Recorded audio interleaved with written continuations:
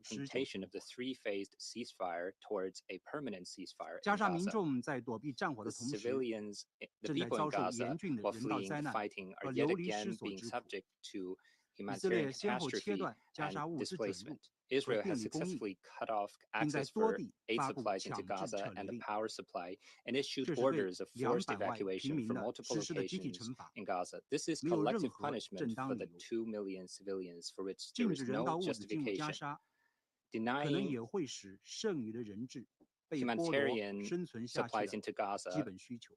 can deprive the remaining hostages of 以色 their 列作为占领方， needs to 应该履行 survive. 国际人道法义务， Israel, as the 立 occupying 即 power, 解 should 除封 fulfill 锁， its obligations 全面恢 under 复加 IHL, 沙的人道物资准入。 immediately lift the blockade 我们 and 也重 fully 申 restore 反 access 对 for 任何 humanitarian 针对 supplies 联合 into 国人 Gaza. 员 We 和人道 also 工作者的袭 oppose 击。 any attacks on UN personnel 主 and 席， humanitarians. 每个人的生命 President, 都是宝 the 贵的。 life of every individual is 巴勒斯坦人 precious. 民和以色列人 Palestinian 民 people and the Israeli 享有 people have 平等的 equal 生存权 rights 利 to 和发 survival 展 and 权利。 development.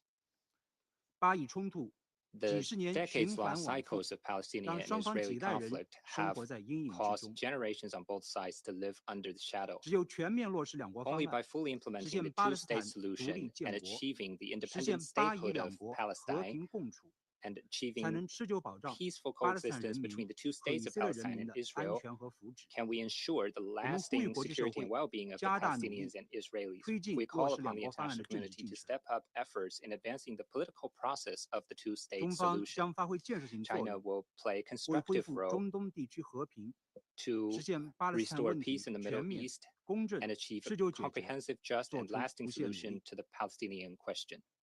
谢谢主席。 Thank you, President. I thank the representative of China for the statement, and I give the floor to the representative of the Republic of Korea. Thank you, Madam President. I also thank ASC Chiari for his detailed briefing. I also thank Mr. Eli Sharabi for your powerful testimony to your unspeakable suffering. And I'd like to convey my government, the Republic of Korea's deepest condolences for your loss of your beloved ones. Madam President, we still vividly remember the horror that shocked the entire globe on October 7, 2023, when a peaceful holiday morning in southern Israel suddenly changed into a nightmare. More than 1,200 Israeli citizens, including children, were brutally murdered by Hamas, and 251 innocent Israelis were forcibly kidnapped. These horrific terrorist attacks, unjustifiable under any excuse, left unforgettable trauma to Israelis. We once again repeat our strong condemnation on the terrorist attacks by Hamas on that dark day. As we speak now, 59 hostages, living or dead, are still held in Gaza, and we are frightened that more than 30 out of 59 hostages are presumed dead. The taking of hostages, as well as degrading treatment to them, is strictly prohibited under international humanitarian law. However, it is outrageous that hostages held by Hamas have experienced serious and extreme mistreatment, including being bound, starvation, and sexual violence. These indefensible crimes must be held accountable. There can be no impunity. Last month, we heard in this chamber another powerful testimony by the former hostage Ms. Noa Argamani.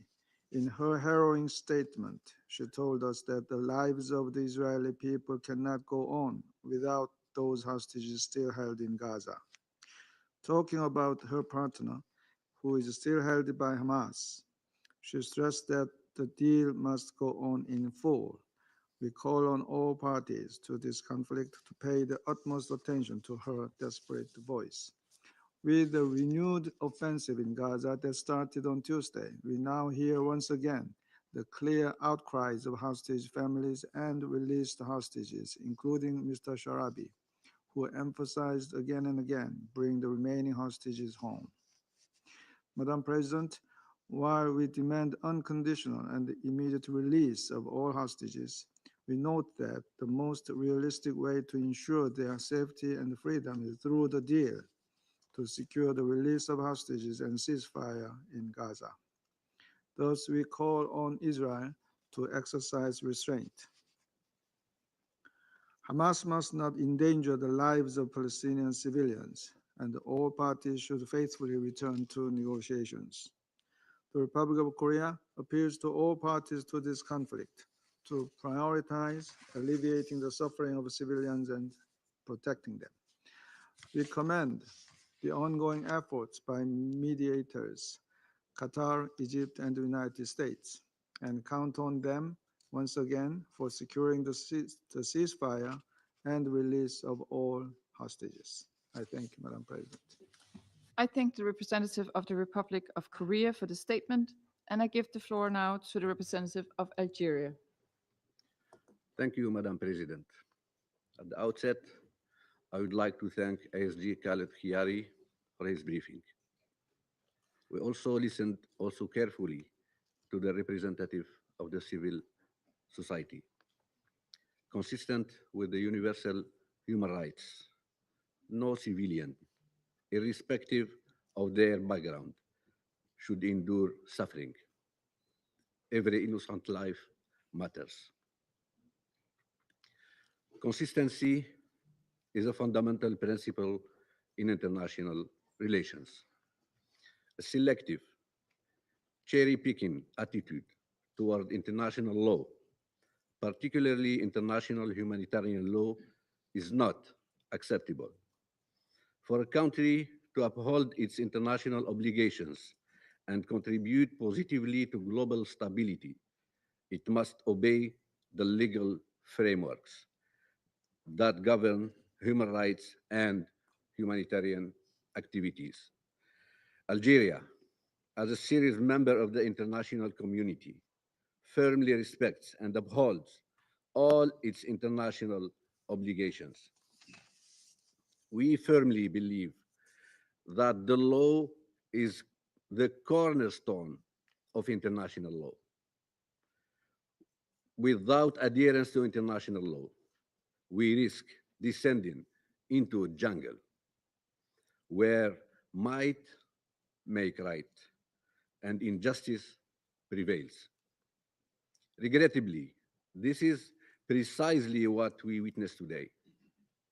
In the occupied Palestinian territories, what we see unfolding before us is not the rule of law, but rather an environment where no rules are respected and basic human dignity is disregarded.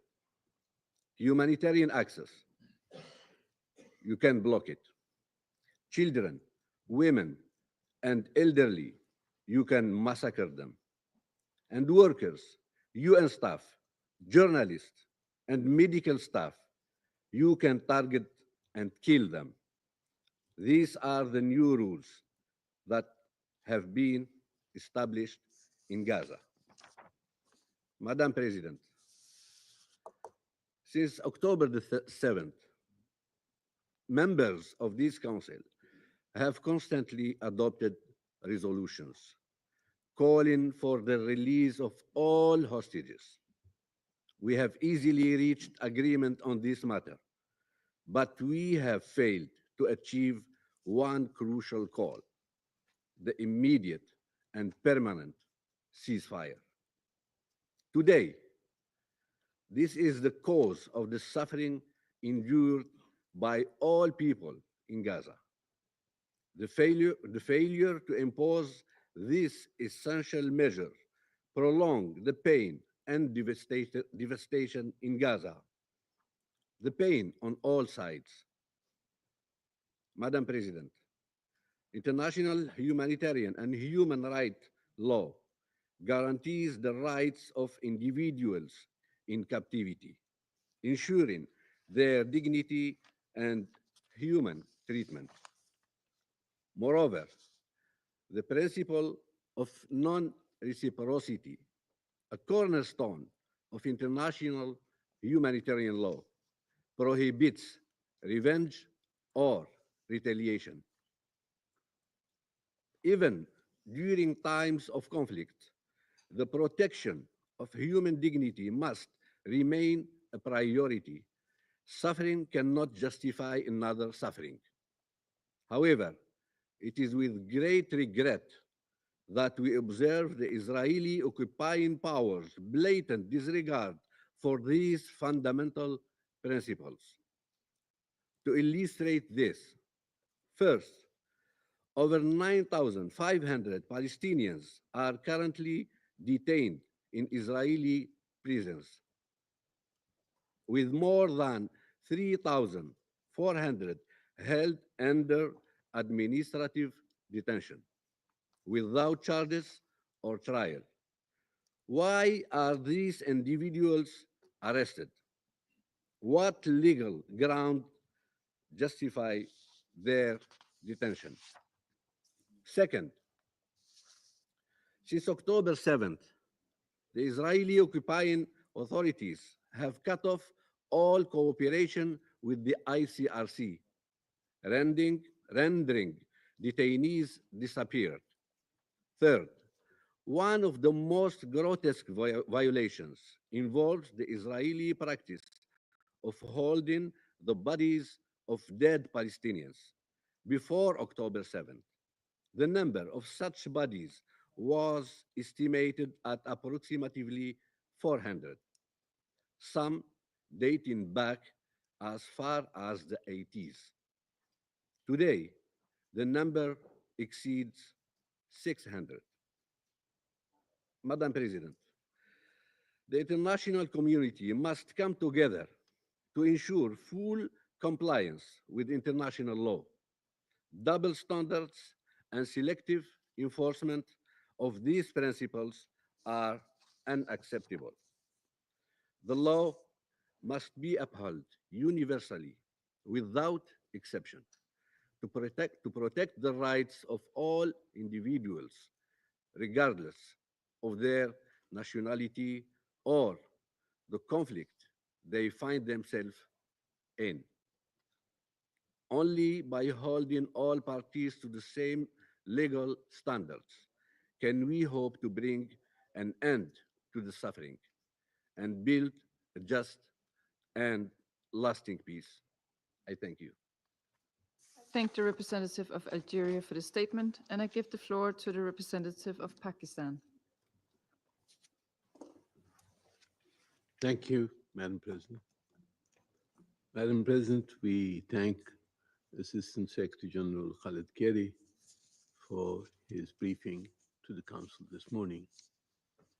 We have also heard with sympathy the statement of Mr. Sharabi and commiserate with him on the loss of his family. Madam President, civilians have been the central victim of the current war in Gaza and the occupied Palestinian territories. Hostage taking is prohibited under international law and constitutes a violation of fundamental humanitarian principles. The protection of civilians must be ensured in full compliance with international humanitarian law, including the Fourth Geneva Convention. However, international law must be applied uniformly, universally, and consistently. The issue of the humanitarian violations must encompass the plight of the thousands of Palestinians who have suffered during this war. We cannot forget the thousands of Palestinians, including women and children, who remain arbitrarily detained, subjected to torture, and held in inhumane conditions in Israeli prisons. Many have lost their lives due to mistreatment and medical neglect. Our colleague from Algeria has just outlined this suffering of Palestinian detainees. The international community must not turn a blind eye to their suffering. Justice and human rights cannot be applied selectively. For illustration, the recent report of the Commission of Inquiry stated that Israel's systematic use of sexual, reproductive, and other forms of gender based violence since October 7, 2023, and it found, and I quote, Israeli forces have committed the crime against humanity of persecution based on gender. Madam President, we must turn to ending the suffering in Gaza, in the occupied Palestinian territories, and in the region. The ceasefire agreement facilitated by Egypt, Qatar, and the United States offered a glimmer of hope. It led to the release of hostages and temporarily alleviated the suffering of the Palestinian people. Yet, tragically, this opportunity was sabotaged by the political interests of some Israeli politicians who prioritize their survival through the continuation of the war. We condemn the resumption of Israel's attacks on Gaza and the indiscriminate killing of Palestinian civilians through bombardments through the air as well as artillery.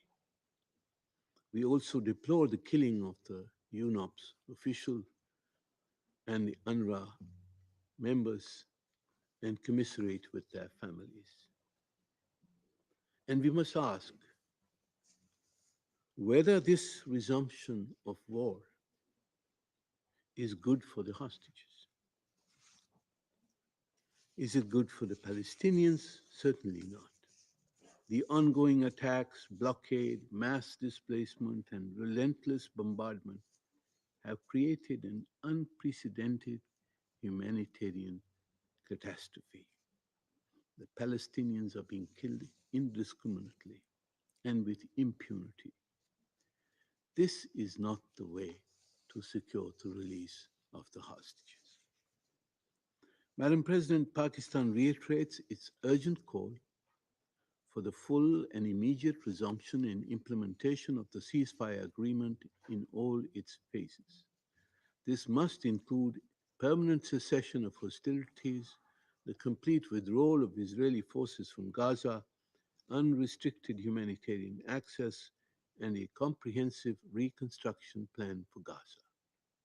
We support the full implementation of Security Council Resolution 2735. This would be the best way to secure the release of the hostages. Madam President, while Pakistan supports all efforts to alleviate human suffering and ensure the humane treatment of all civilians, we must not lose sight of the root cause of this endless cycle of violence and suffering. Israel's illegal occupation of the Palestinian territories, its persistent violations of international law, and its indiscriminate military actions against the innocent and helpless people of Gaza continues to fuel instability and conflict in the Middle East. We saw some hope in the proposed Arab and OIC plan for recovery and reconstruction of Gaza. It offered a realistic path to peace. We believe that this path must be reinstated. A just and lasting peace can only be achieved through the revival of a credible and irreversible political process towards a two-state solution, leading to the establishment of an independent, sovereign Palestinian state within the pre-1967 borders, with Al-Quds al-Sharif as its capital. The upcoming June conference, co-chaired by France and Saudi Arabia, presents an important opportunity to advance the peaceful resolution of the Palestinian question and to implement the two-state solution in accordance with international law and UN resolutions. Thank you, Madam President. I thank the representative of Pakistan for the statement. I give the floor now to the representative of Slovenia. Thank you, Madam President. I would like to thank Assistant Secretary General Chiari for his briefing and Mr. Sharabi for moving account of his horrific experience. We are glad to see you well, and we express our condolences for your loss. Colleagues, those who follow Council's deliberation in details will have noticed that Slovenia's tone evolved.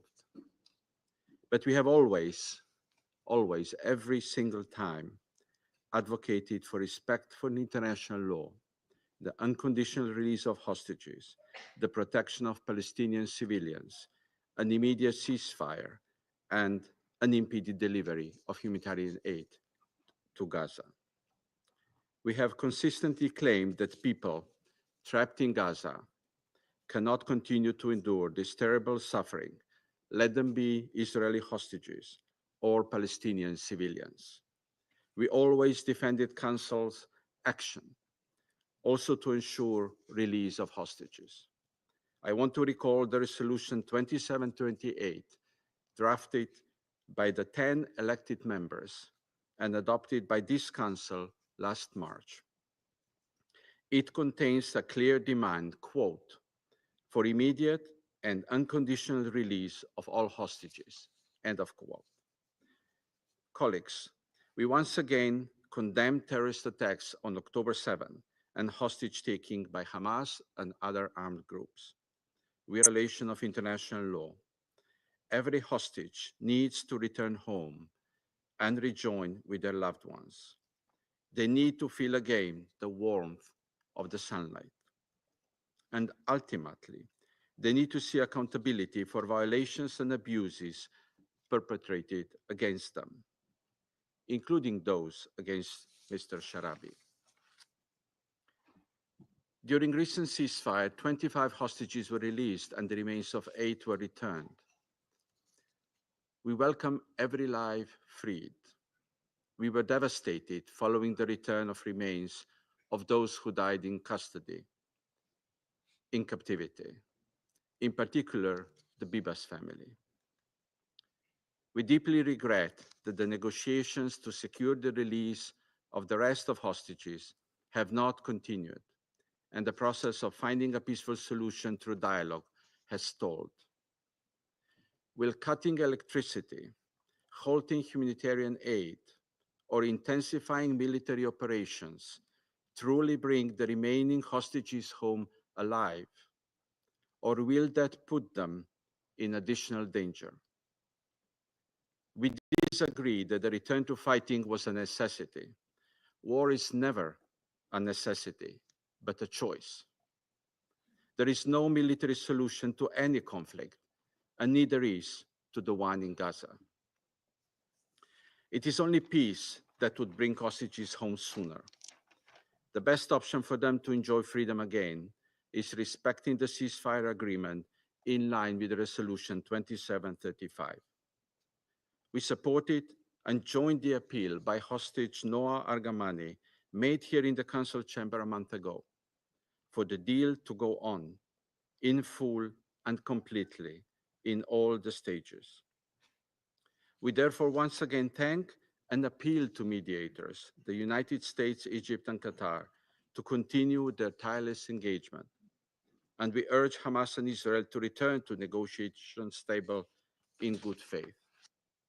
Madam President, I would like to extend our condolences to all families and friends of hostages that have lost their loved ones. All remaining hostages need to be released immediately. This is our demand that we continue to voice since October 7.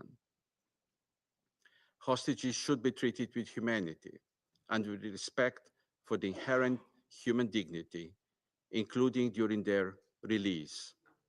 The ICRC must be granted access to them. I repeat, suffering of hostages should never be a bargaining chip. Neither should humanitarian aid ever be weaponized. Finally, we fundamentally disagree with the notion that the loudest voices on human rights lost their voice. Not all of us. Slovenia proudly stands for human rights and protection of all civilians in all situations. And with this in mind, we cannot accept that the war in Gaza continues to be fought by sacrificing lives of Israeli hostages, Palestinian civilians, as well as humanitarian workers. Thank you, Madam President. I thank the representative of Slovenia for the statement, and I give the floor to the representative of Sierra Leone. Thank you, Madam President. I thank Assistant Secretary General Khalid Kiari for his important briefing. I also thank Mr. Eli Sharabi for his bravery in sharing his compelling personal and tragic testimony with us. Our deepest condolences on the loss of your family. We acknowledge the letters dated 14th and 18th March 2025 from the Permanent Representative of Israel to the United Nations regarding the plight of the hostages and their tragic humanitarian situation. As this council focuses on hostage taking today, one undeniable reality of this ongoing conflict in Gaza Strip is its devastating toll on civilians, both in Israel and in Gaza. Since the attack on 7th October 2023, hostages and civilians have endured extreme suffering with severe humanitarian consequences.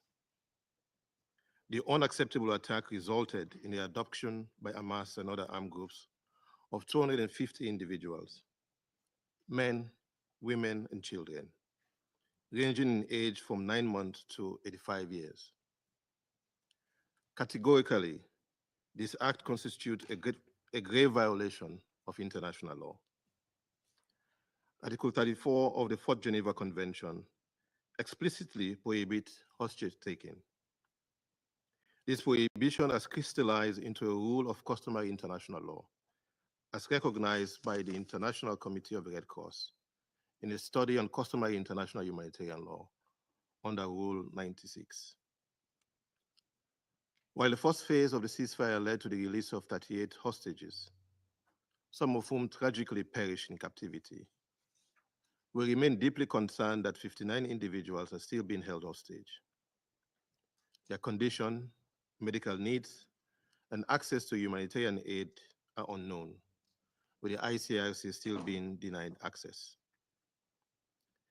In light of the unimaginable pain and suffering endured by hostages and their families, Sierra Leone reiterates its firm and unequivocal demand for their immediate and unconditional release, as previously called for by this Council in Resolution 2712, 2720, 2728, and 2735.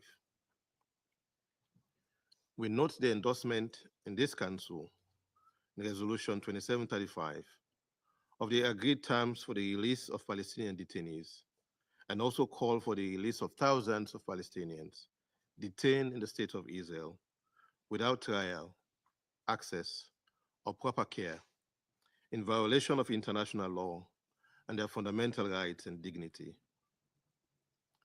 We emphasize that the release of hostages and detainees must be conducted with dignity, and the ICRC must be granted immediate access in accordance with international humanitarian law to provide medical and humanitarian assistance.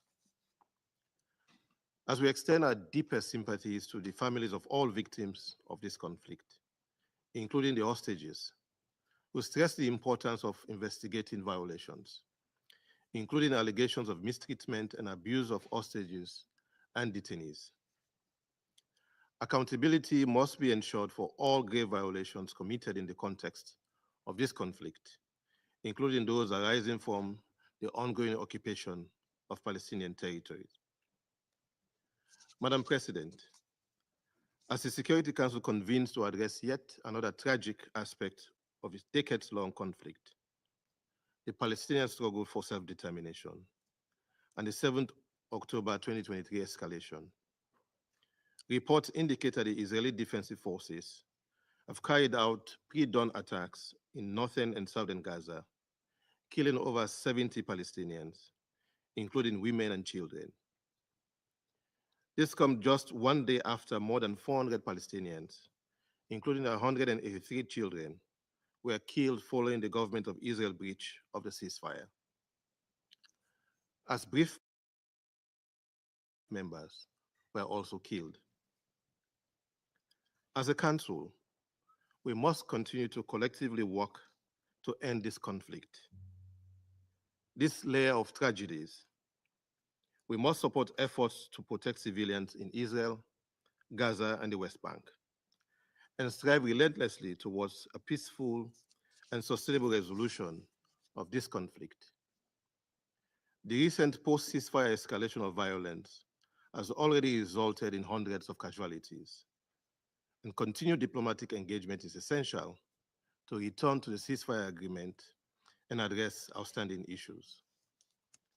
In closing, we must reiterate that hostage-taking is a grave violation of international law, and it triggers responsibilities for armed groups, states, and the international community.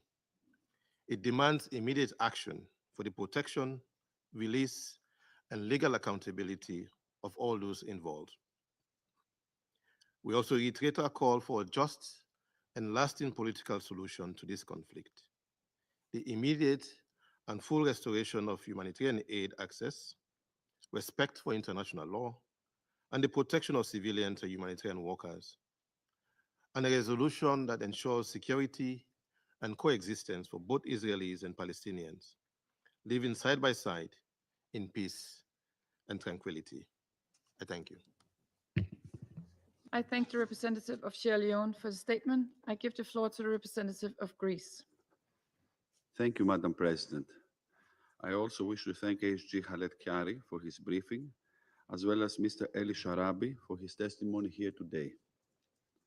Madam President, 531 days have passed since Hamas launched a brutal terrorist attack on Israel. Greece immediately condemned this attack, as well as the cruel treatment of all hostages kept in captivity in terrible and inhumane conditions. Today, 59 hostages remain still in Hamas's captivity, 24 of whom are believed to be alive. The tragic story of Eli Sharabi is a sheer reminder that this war must end now. We extend our deepest and most heartfelt condolences to him for the tragic loss of beloved family members, as well as to the families of victims and hostages. We reiterate our call for all hostages to be released immediately and unconditionally. Dramatic stories, like the one of Noah Ragamanis, whose partner is still in captivity, are mere reflections of the scale of pain still endured by survivors in captivity and their loved ones. Likewise, the heartbreaking fate of the Bibas family highlights the urgent need to bring the agony and suffering to an end. Our thoughts remain with them. Madam President, the long-awaited ceasefire and hostage release agreement in Gaza was a great example of what could be achieved through political will and opportunity to replace despair with hope for a better future. Hope on the horizon became visible when Israeli families were given the chance to finally rejoin their loved ones and Palestinian people were finally able to stop counting the dead. In this respect, we are very concerned with the resumption of hostilities in Gaza and the high toll on civilians. It is necessary to resume negotiations for the ceasefire renewal immediately so as to ensure the release of remaining hostages and to protect the lives of the civilian population in Gaza. Madam President, the world cannot or should not forget neither the lives taken as a result of the horrendous terrorist attack on October 7, nor the lives of the remaining hostages. At the same time, we cannot or should not forget that the war in Gaza has left behind thousands of Palestinians dead, injured, separated from their families, and internally displaced. The humanitarian crisis on the ground cannot be ignored. Millions are in urgent need of primary health services, education, and shelter. Safe, unconditional, massive, and unhindered delivery of humanitarian aid at scale to the people of Gaza must be ensured. We share the grief for the UNOPS staff member who died during the strike at the UN gas house in Gaza and offer our condolences to his family in the UN. Border crossing points must remain open. UNRWA's role should not be undermined. Civilians and humanitarian workers must be protected in line with international humanitarian law. Madam President, the political process must be revitalized with the aim of achieving a two-state solution according to the relevant Security Council resolution, while recognizing the right of Israel to exist in peace and security. In this way, we look forward to the international conference to be held in June here in New York, under the stewardship of France and Saudi Arabia as co-chairs. We welcome regional efforts to cohere around a single plan for the next phase in Gaza, and we stand ready to support and develop these ideas further.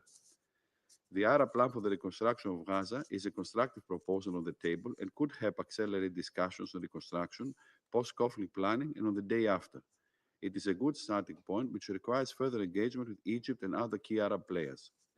Madam President, the circle of violence must end now, and the hostages must be released without delay. It is evident by now that this conflict has no military solution. As we have stressed before, there can be no day after scenario for the Gaza Strip with Hamas in power or in any position to threaten Israel. We cannot change the past, but we can start now and lay the foundation for the future. The suffering of both sides must come to an end. Neither the hostages and their families nor the Palestinians can afford to pull back from the ceasefire agreement. The deal must hold.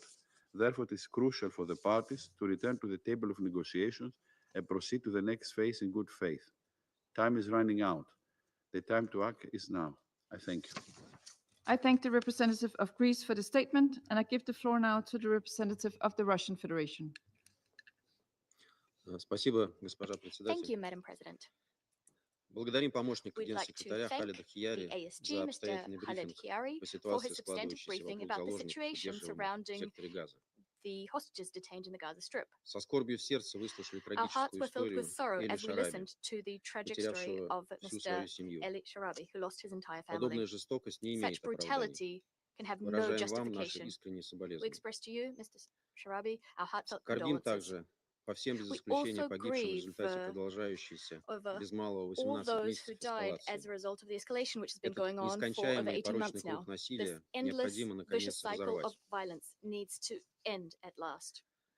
Невыносимые страдания The мирных жителей unbearable в зоне suffering of peaceful палестино-израильского civilians конфликта in не могут the никого оставить area of the равнодушным. Israeli-Palestinian conflict leave Именно no one поэтому indifferent. 19 For that января very reason, международное on the 19th сообщество of January, the international приветствовало community установление режима welcomed the прекращения огня establishment of a между ceasefire Израилем и between Хамас, Israel and Hamas. которая не только приостановила спираль This not насилия, only унесшую жизни более stopped the 49 spiral of тысяч человек, violence which claimed но и the привело lives к of over долгожданному 49,000 освобождению people, удерживаемых but в Газе also заложников resulted и in the содержащихся в long-awaited израильских release тюрьмах of палестинцев. hostages held in Gaza and of Palestinians held in Israeli В ходе prisons. первого этапа сделки Израилю During было phase передано 1 of 25 the заложников, deal, а 25 также 8 hostages were тел handed в обмен over на to почти Israel, as well as 8 1800 bodies, in палестинских exchange заключенных. for almost Кроме того, 1,800 за 42 Palestinian дня тишины detainees. у жителей Also, Газы, during the включая 40-day остающихся truce, заложников Gazans израильтян, and появилась Israelis надежда still на held спасение. hostage there began Доступ to в harbor анклав hopes был of salvation. разблокирован. Access to the Гуманитарная enclave деятельность was unblocked, активизировалась, и humanitarian структуры activities ООН were ramped up, рапортовали and о наращивании UN entities бомбоставок на территорию reported анклава. that humanitarian deliveries to the enclave Весь мир were вздохнул с increased. облегчением. The world breathed a sigh of relief. Однако с And приближением yet, даты окончания первого этапа as the договоренности end of о phase прекращении 1 огня, drew closer, перспективы дальнейшей the реализации сделки prospects of оказались под вопросом. further implementation of the deal were called into С первого question. дня перемирия Since day руководство one Израиля of the последовательно truce, наращивало воинственную риторику the при Israeli сохранении leadership присутствия consistently stepped формирований up its армии bellicose обороны Израиля в секторе. rhetoric while maintaining an IDF presence in Переход the ко strip. второй фазе The сделки, switch to предполагающий phase 2 of the постоянное deal, прекращение огня entailing и a permanent освобождение всех ceasefire and the остающихся в release of Газе all заложников, remaining hostages in Gaza, видимо, даже не рассматривался.